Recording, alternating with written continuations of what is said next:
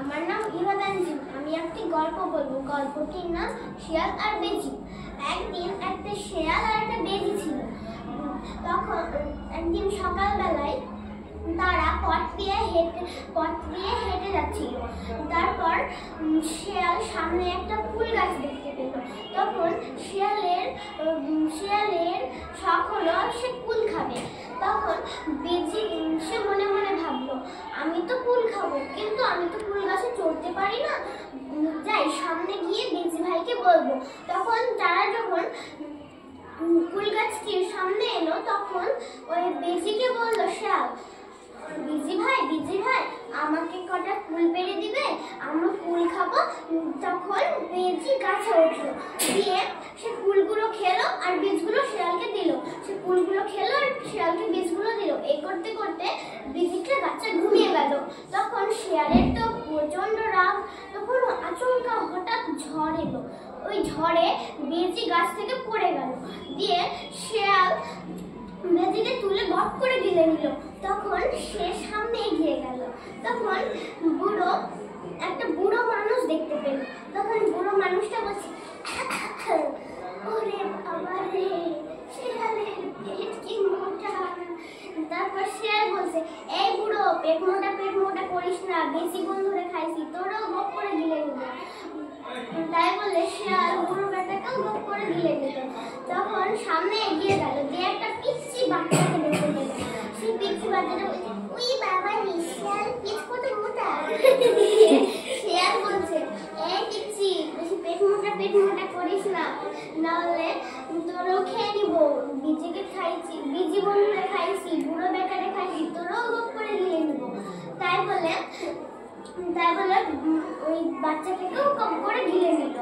তারপর সামনে গিয়ে একটা হাঁস দেখতে পেল। সেই হাঁসটা বলল,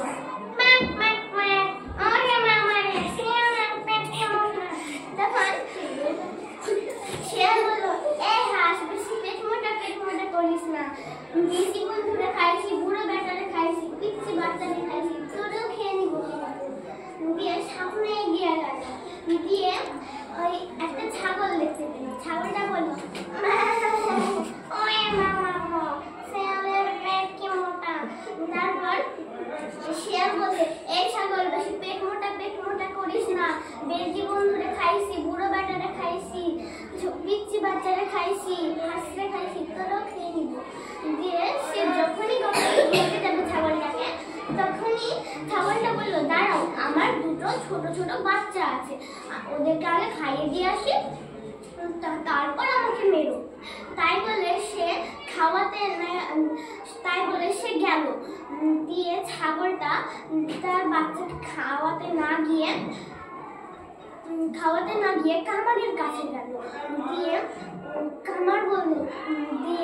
ওই ছাগলটা বলল, কামার ভাই বাড়ি আছো? দিয়ে ওই কামারটা বলল, হ্যাঁ আছি তো। তারপরে ছাগল বলছে, আমার শিং দুটোকে চকচকে করে একদম ধারালো করে দাও।